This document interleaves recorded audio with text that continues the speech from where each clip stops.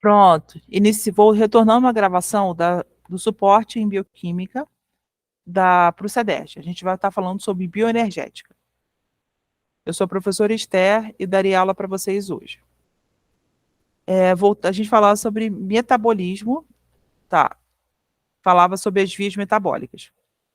Isso. Todos os seres vivos realizam glicólise, certo? Certo. Porém, os seres vivos anaeróbicos, eles realizam a glicólise e depois da glicólise tem um substrato chamado piruvato. Esse piruvato é descarboxilado para realizar a fermentação. Essa fermentação, ela pode ser fermentação lática, que é o que o ser humano também faz, os mamíferos como um todo fazem, que é um processo de que as nossas células dos músculos, quando as nossas células dos músculos são extremamente ativadas, quando acaba o glicogênio, você já estudou essa parte do glicogênio, né? Glicogênio é reserva energética dos seres vivos, dos animais. Quando a gente já gastou o nosso glicogênio, o nosso músculo precisa continuar funcionando. Então, ele recorre à produção da fermentação lática, que é a produção de um ácido altamente energético, rico em açúcar, que mantém o metabolismo do músculo ativo. Porém, esse ácido como eu falei mesmo, é ácido. Isso meio que causa uma intoxicação leve naquele músculo, causando a cãibra. Aí geralmente pode cobrar isso na P1 ou na D1. Como é que explique a nível metabólico a origem da cãibra? A cãibra é uma produção em excesso de ácido lático decorrente da metabolização da glicose. É uma fermentação. Aquele músculo se alimentou da glicose, mas a glicose não foi o suficiente para manter a energia naquele músculo. Então, ele precisou de uma outra substância, que é o ácido lático. Desculpa.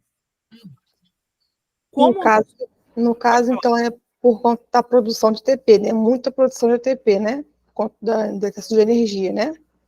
Não, na verdade, a intoxicação, sim, é muito ATP, mas a fermentação, na verdade, não. A fermentação, ela causa energia na hora, mas para sustentar o movimento, ela não é o suficiente. Imagine que você tá num lugar, vou dar um exemplo bem idiota, mas eu tenho certeza que você vai entender. Você está num lugar e depois fecha todas as janelas. Não tem mais entrada de ar. Você para de respirar, não é isso? Sim. Quando alguém abre uma frestinha da janela, começa a entrar ar e você começa a respirar novamente. Quando você está no exercício muito intenso, seu músculo gastou toda a energia guardada, ele precisa de um pouquinho para poder você continuar andando e continuar funcionando. Esse pouquinho de energia é dada pela fermentação lática. O ácido lático, ele dá aquela energia que o músculo precisa para complementar o movimento, porém, ele causa essa sensação de dor. Ele te ajuda de um lado, mas ele te prejudica de outro. Entendi. Mas ele ajuda mais do que atrapalha. Por isso que quando a gente faz muita atividade física, né? No outro dia a gente está sentindo muitas dores. Isso, é porque você gastou todo o excesso de nutrientes que tem no seu músculo, porque você está desacostumado.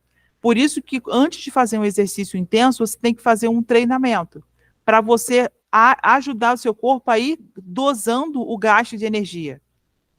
Você vai dosando o gasto de energia e não vai gastando todo o seu glicogênio que está ali. É como se você fosse avisando o seu músculo, vou fazer exercício, hein? Se prepara. Vou fazer exercício, se prepara. Porque você avisando o músculo, ele vai dosando o gasto energético. Ele não vai gastar tudo. Entendi. Tá? Quando o ser vivo é aeróbico, ele realiza glicólise, ciclo de Krebs, cadeia transportadora de elétrons e fosforilação oxidativa.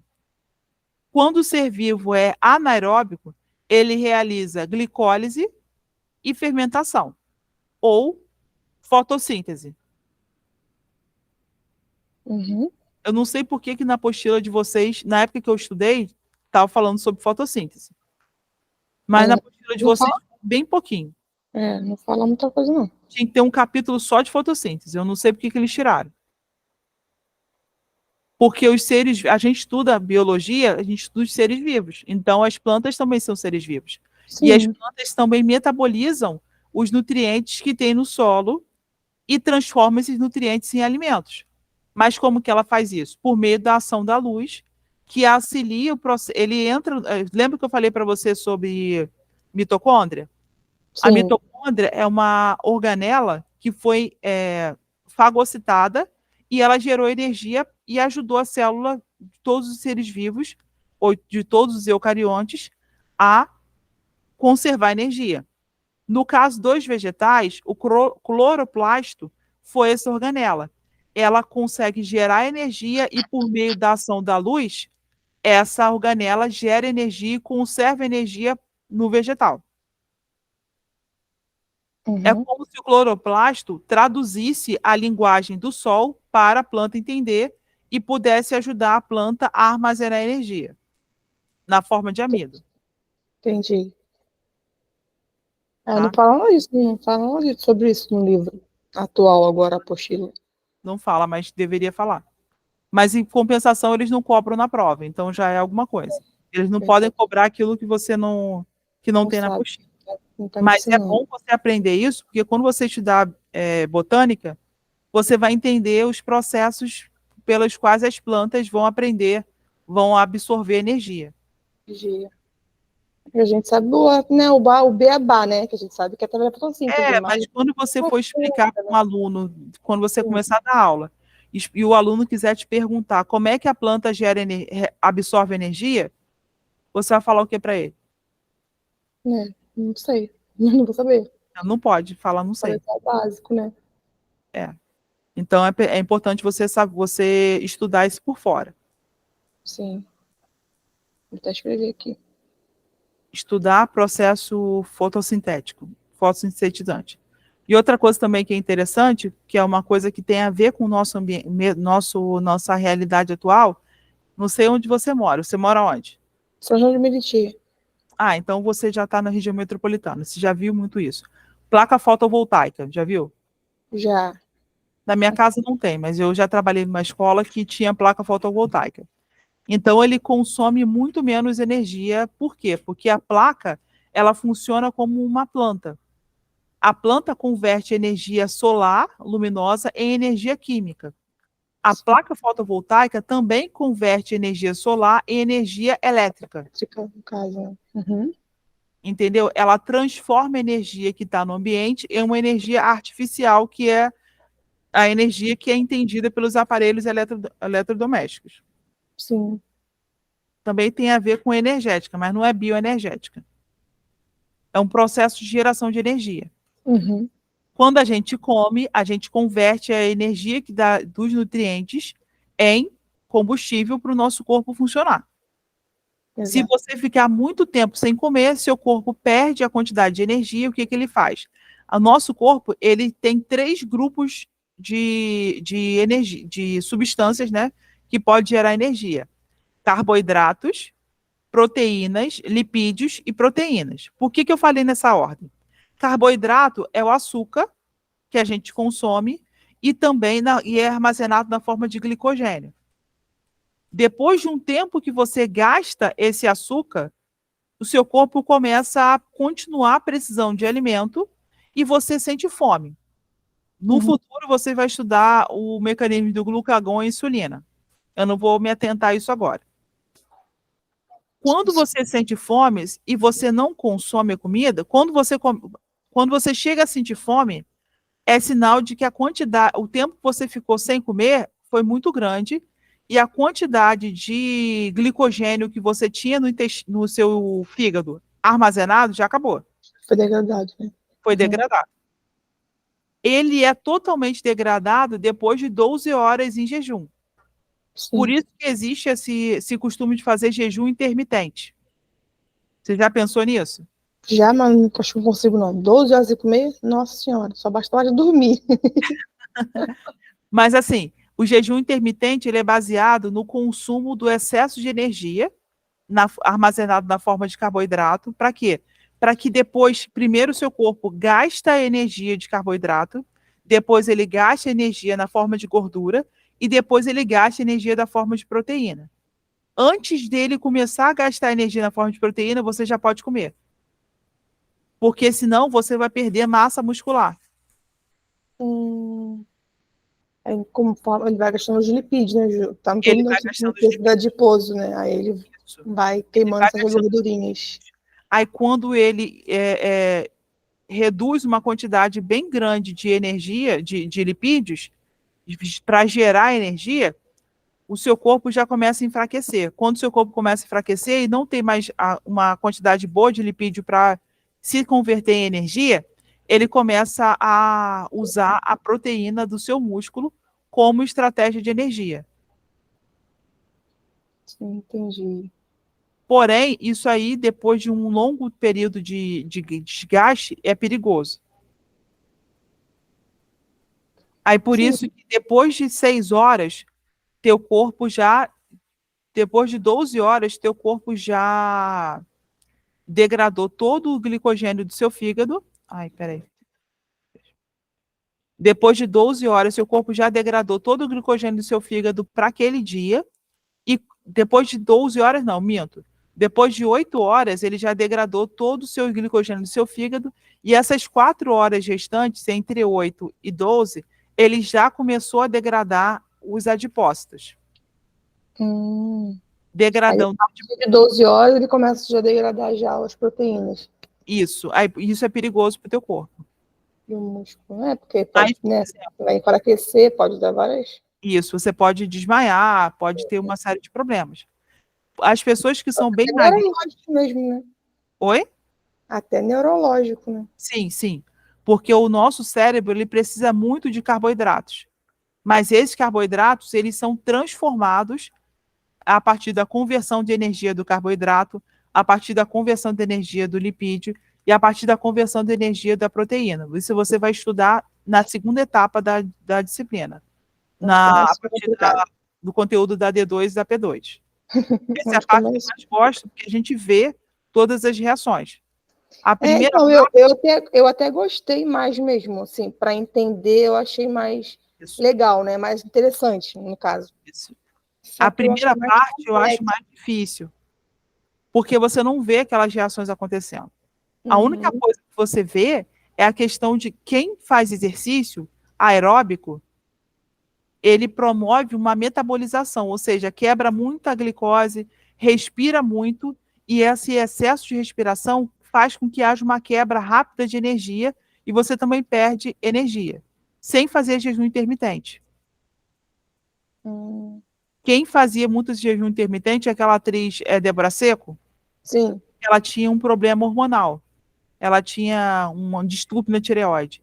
E ela começou, ela era bem magrinha, do nada ela engordou, e ela descobriu que ela, fazendo jejum intermitente, o médico, né, que estava Sim. acompanhando ela perdia peso, e agora voltou a ficar magrinha. Até demais da conta, né? Hã?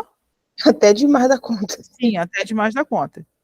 Então ela começou a perder peso e ela conseguiu regular o metabolismo dela. Hum. E ela Conseguiu não controlar engorda até, como você faz até a agora. insulina. Hã? Conseguiu controlar a insulina, no caso, né? Exatamente. Não, não, insulina não, tireoide, no caso, né? Porque é hormônio. Isso, mas sabe que existem hormônios que também produzidos pela tireoide que interferem no funcionamento da insulina. Por isso que você falou, quando você falou que ela conseguiu controlar a insulina, eu concordei. Que alguns hormônios produzidos pela tireoide A tireoide, interferem sim, sim, sim. na Tireoide, produção de insulina e na absorção dessa insulina pelas células. sim. Uhum. Quando esses hormônios você vai estudar depois, também, quando estudar corpo humano, em bioquímica, a gente estuda hormônios mais na bioquímica 1, né?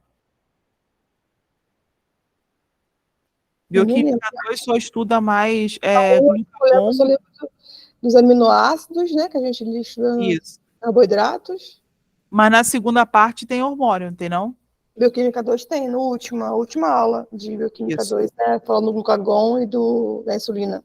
Sim, mas também está falando de adrenalina, está falando de outras.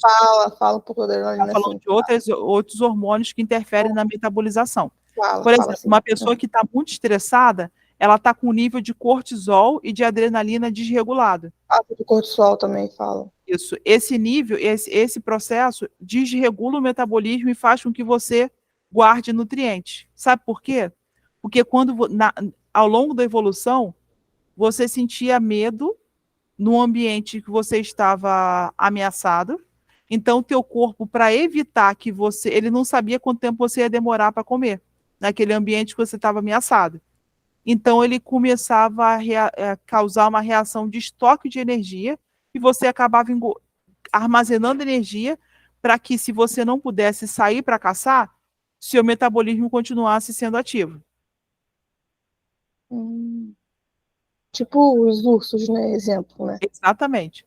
Quando os ursos hibernam, eles armazenam uma quantidade de gordura suficiente para poder ficar um tempo dormindo e esse tempo e esse nutriente possa fazer a manutenção dele. Por quê? Porque na natureza, quando um urso ou qualquer animal de grande porte está grávida, ela está muito vulnerável ao ataque de predador. Sim.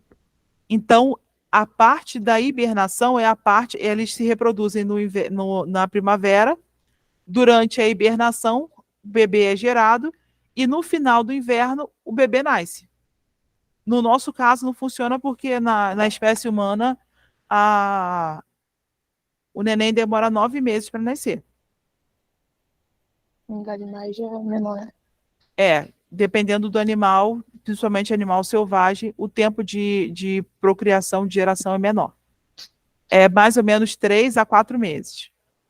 Agora, esses animais grandes, de grande porte, eles começaram a ter um tempo de geração maior ao longo da evolução. Uma baleia demora quase 2 anos para gerar um filhote. Mas qual bicho que preda a baleia? Não sei, acho que nenhum. Baleia? Acho Baleia que é predador de topo. Exato, baleia é predador de topo. Então, por isso que ele consegue ter uma gestação grande. O hipopótamo também, o elefante também. Tem quase 2 anos de filhote. Mas o filhote já nasce praticamente pronto. Sim, o filhote humano, já está andando. Já nasce andando. O filhote humano, ele demora a nascer, porque o certo é que demorar em torno de 1 ano e meio, durante a gestação. Porque aí o filhote humano já nasceria com dentes e andando. Mas isso é um gasto de energia tão grande para a mãe que fica inviável. A mãe acaba morrendo porque ela perde energia para o bebê. Então, durante a gestação, a mãe ela consegue dar todos os nutrientes para que o sistema nervoso, os músculos, os olhos do bebê esteja funcionando a ponto dele conseguir sobreviver no meio externo. Sim. O canguru também é um bichinho que ele é muito interessante. Não sei se você já viu que durante a gestação do canguru dura 3 meses dentro da mãe. O neném praticamente nasce cego, sem pelo, e migra para o marsúpio, né? Na frente. No marsúpio, aquele bebezinho fica mamando o tempo todo. E depois que ele vai para o marsúpio, a mãe pode engravidar de novo. Caraca, pode. E isso é um gasto energético tão grande que muitas das vezes o bebê do canguru mama até 2 anos. Coitada dessa mãe. Mãe mesmo. E muitas das vezes o bebê que está no marsúpio, depois de 1 ano, né, a mãe pode engravidar. Olha isso. Ela fica gestando o bebê. Nossa Senhora. Ela fica gestando o bebê e amamentando o bebê que está no marsúpio. E às vezes, quando ela não consegue alimento, o bebê que está no marsúpio morre para que ela possa continuar amamentando, nutrindo, né, o bebê dentro da barriga. Caraca, Porque o gasto energético que ela tem é incrível. tão alto que ela precisa dividir, entendeu? Ai, meu bebê fala, vai botar a tesoura lá, não pode tirar a tesoura. Você tem filhos? Tem 2. Então, Tem você uma já de sabe essa 5 que questão tá de gasto tagarelando e tem energético, uma né? meu demais de energético, então o meu tá esgotado. Mas é bom, porque as crianças vão ouvindo você estudar, aprendendo com você e vão ter estímulo para estudar depois, sabia? E o meu filho mais velho ama biologia por causa de mim. Isso. Minha mãe, por exemplo, só que para mim foi o contrário. Minha mãe fez letras, eu odeio português. Não gosto. Ela está aqui do meu lado ouvindo, está revoltada com isso. Mas eu não gosto, eu tenho dificuldade com português. Eu Mas também. quando ela me levava para a faculdade, eu aprendi a disciplina, o estímulo de estudar, vi que como é que acontece o processo de ensino e eu me tornei professora. Foi. Não professora, mas Sim. acabei aprendendo e vendo que eu sou boa nisso. Modéstia à parte. Bom, Hã? você tem esse dom. Você foi descobrindo, né, que você É, tinha esse dom. a gente vai E aprendendo. realmente ser professor é um dom. Acredito eu Não, que não é seja um qualquer um dom. que consegue, não. Qualquer um consegue mesmo, não. Porque tem gente Eu, que de sabe. verdade, eu não consigo me ver numa sala de aula, acredita nisso? Você quer fazer biologia para quê? Então, eu sou formada em segurança do trabalho. Ah, tá. E como técnico de segurança do trabalho, eu trabalho muito com parte ambiental, né? Como ambientalista. Aham. Hoje, eu faço estágio numa construção civil Ah, na parte de meio ambiente, legal. entendeu? Como bióloga, né? Ambiental, no caso, né? Aí fico mais com essa parte de licença, né? Ah, Supressão vegetal, contaminação do solo, essa parte meio ambiental, entendeu? sim, sim. Aí, Isso é muito bom esse foi o porque meu. Eu já sempre gostei muito de biologia, mesmo na época da minha época de escola, né? E aí, precisam. depois que eu me formei como técnica, que eu comecei a atuar, aí eu comecei a fazer. Oi? Você está me ouvindo? Tá Ó, falhando. Tá todas essas falhando. empresas de grande porte precisam de biólogo para fazer ciência ambiental. Então é importante, né? Isso.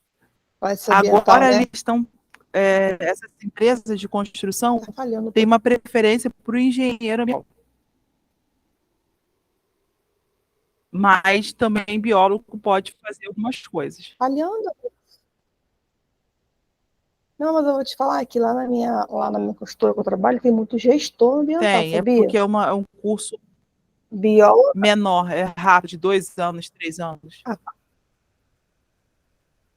parte de. Até tem biólogo, né? Mas só que são Deixa eu mais parar a gestores. gravação. E assim. Ah, é verdade, né? Que não tem nada a ver com a É. aula. Tem um pouquinho, né? Tem a ver, tem a ver. Mas Mas não com a vou disciplina, cortar essa parte. não a matéria. Não vou ter. Depois você corta. Eu vou tentar cortar.